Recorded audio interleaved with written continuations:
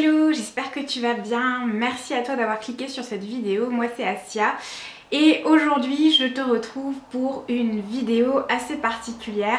J'ai longtemps hésité avant d'aborder ce sujet sur ma chaîne parce qu'il est assez touchy, assez sensible, mais je me suis dit que ça pouvait être instructif de partager là-dessus et que ça pouvait aider d'autres personnes qui ont vécu ou qui vivent la même chose. Je vais arrêter de faire durer le suspense parce que de toute façon tu l'auras vu dans le titre de cette vidéo, mais aujourd'hui je voulais te faire un petit retour d'expérience sur la façon dont j'ai réussi à faire face à l'islamophobie et au racisme dans ma vie. Alors tout d'abord, si toi aussi tu en es victime, je t'envoie tout mon courage. Je sais que c'est pas évident, je l'ai moi-même expérimenté et j'espère qu'au travers de cette vidéo je vais réussir à te donner quelques billes qui vont permettre de t'en sortir.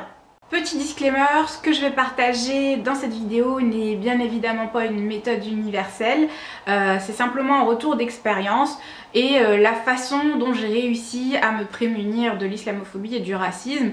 Si tu as toi aussi des méthodes qui t'ont permis de faire face à ce genre de situation, n'hésite pas à le partager en commentaire, je pense que ça pourrait être utile à pas mal de personnes. Malheureusement, la France est connue pour être un pays où l'islamophobie est très présente, le racisme également. Sa réputation la précède parce que j'ai eu la chance de pas mal voyager par le passé. C'est un petit peu les retours que les locaux m'ont fait sur la France. Par exemple, j'ai voyagé à Okinawa, qui est une petite île très rurale au Japon, donc qui se trouve à l'autre bout du monde. J'ai eu l'occasion de discuter avec des Okinawaïens, je sais pas si c'est comme ça qu'on dit, et l'un d'eux a été choqué de savoir que j'étais française parce que pour lui, les musulmans étaient très mal vus là-bas et qu'il pensait que la France n'aimait pas les musulmans.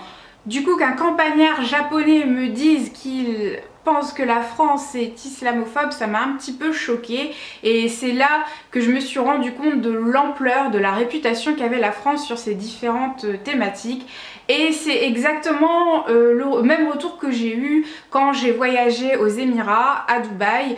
Il y a un Dubaïote qui m'a demandé comment c'était de vivre en France alors que j'étais musulmane. Il m'a demandé si j'étais pas victime justement d'islamophobie et de racisme.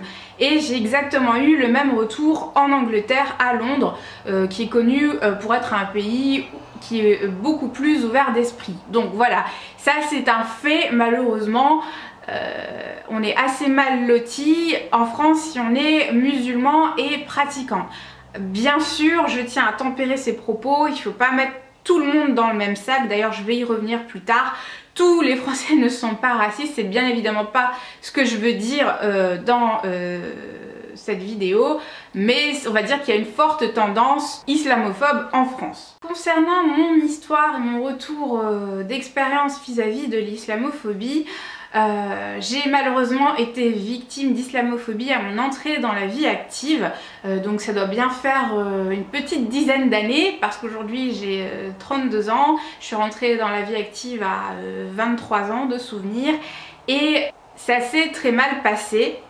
J'ai d'ailleurs fini en burn-out et l'islamophobie a clairement été l'un des facteurs qui m'a conduit à ce burn-out. Parce que évidemment quand on est jeune et qu'on a peu d'expérience, on prend forcément ce qu'on nous dit à cœur et on accorde de l'importance à ce que les autres pensent de nous.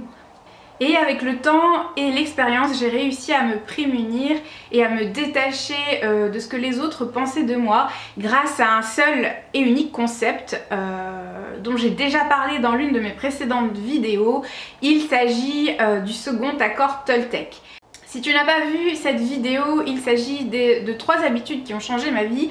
Je te la remettrai en barre d'infos, mais au cas où tu ne l'aurais pas vue, je vais te réexpliquer ce que sont les accords Toltec. Il s'agit d'un livre de développement personnel qui est très connu, qui a été écrit par Don Miguel Ruiz, qui est un ancien médecin, un neurochirurgien qui a pratiqué pendant un temps et qui a eu un accident de voiture au cours de sa vie, suite auquel il a subi une expérience de mort imminente. Ça l'a totalement chamboulé et il a décidé de changer d'orientation et de se consacrer à l'étude des accords Toltec. Les Toltecs, c'est une civilisation ancestrale mexicaine dont il descend et qui véhicule des enseignements ancestraux dont les accords Toltec font partie.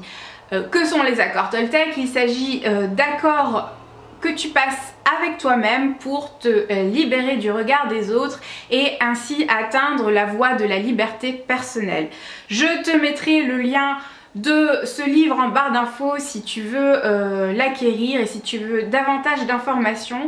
Que t'inculque cet accord Toltec, quoi qu'il arrive, n'en faites pas une affaire personnelle. C'est cette simple phrase qui a littéralement changé ma vie et qui m'a permis de changer le paradigme que j'avais vis-à-vis de l'islamophobie. Donc ma vision, ma conception de l'islamophobie, la façon dont je l'interprétais. Que t'inculque ce second accord Toltec, c'est de ne plus prendre les choses personnellement, les remarques, les insultes que les autres peuvent te faire, parce que ce faisant, c'est retirer le pouvoir que tu leur as donné de te juger et de te nuire. C'est également ne plus dépenser de l'énergie inutilement à vouloir que les autres aient une image parfaite de nous, à vouloir renvoyer une image idéale. Tout simplement parce qu'on ne peut pas maîtriser ce que les autres pensent de nous. Du coup, arrêtez de dépenser de l'énergie inutilement sur ce qu'on ne peut pas maîtriser. Alors, c'est bien beau la théorie, se détacher du regard des autres, ne plus prendre les choses personnellement, mais comment faire en pratique? Là, c'est plus compliqué et la clé, c'est vraiment d'essayer de se mettre à la place d'autrui. Ce qu'il faut savoir, c'est que le jugement que les autres portent à ton égard, donc ici en l'occurrence s'ils ont des remarques islamophobes ou racistes, c'est que ce jugement a été conditionné par leur vécu et leur propre réalité. Par exemple, si cette personne passe son temps à regarder les informations qui sont terriblement anxiogènes actuellement, qui ne véhiculent que des images négatives sur la religion musulmane et sur les étrangers, c'est normal que sa façon de penser soit conditionnée de la sorte. C'est normal entre guillemets qu'il éprouve de la haine et de la peur vis-à-vis de la religion, parce que tout ce qu'il connaît de cette religion est ce qu'on lui véhicule à travers les médias. Donc son opinion quelque part a été forgée par son vécu, par sa réalité à lui, et quand il déverse sur toi sa haine, c'est simplement qu'il projette sur toi le prisme de son vécu et de sa réalité.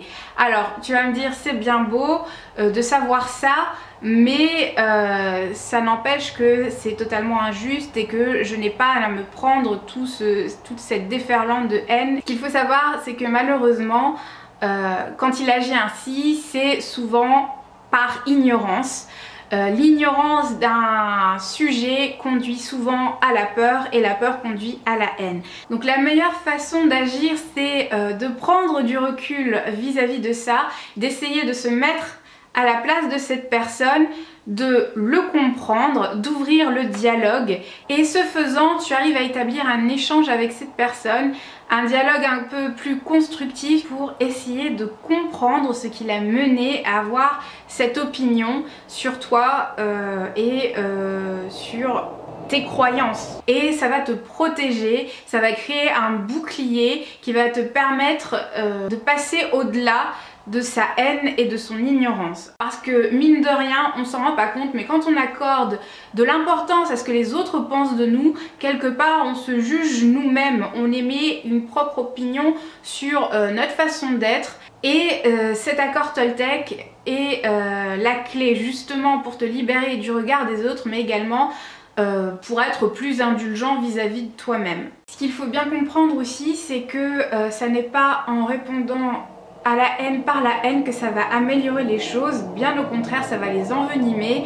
La personne en face de toi va se conforter dans ses opinions d'origine et elle va acquérir la certitude qu'elle est sur la bonne voie, qu'elle a raison de te haïr et d'être islamophobe. C'est donc en changeant ton comportement, en adoptant un bon comportement que ça va lui faire changer la vie. Et en tout cas, c'est ce que j'ai expérimenté. C'est en essayant de comprendre la raison qui a amené cette personne à penser ainsi qui m'a permis de lui faire changer d'avis.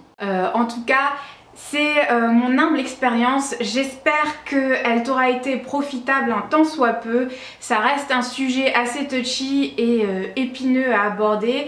J'espère que j'aurai réussi par le biais de cette vidéo à t'amener quelques petits conseils qui vont te permettre de passer au-delà de cette épreuve, car c'est une épreuve, hein, c'est jamais facile de se prendre la haine de collègues ou de personnes de son entourage. Je te souhaite bon courage. Si toi aussi tu as vécu une telle situation et que tu as réussi à t'en sortir, n'hésite pas à me partager en commentaire la façon dont tu y es arrivé. Je pense que ça peut être profitable à pas mal de personnes et ça peut m'aider également. Voilà, je te remercie d'avoir regardé cette vidéo. N'hésite pas à la liker si tu l'as appréciée. N'hésite pas également à t'abonner à ma chaîne si ce n'est pas encore fait. Tu peux cliquer sur ma tête pour t'abonner et visionner mes précédentes vidéos si tu ne les as pas vues. Je te souhaite une excellente journée et je te dis à la prochaine.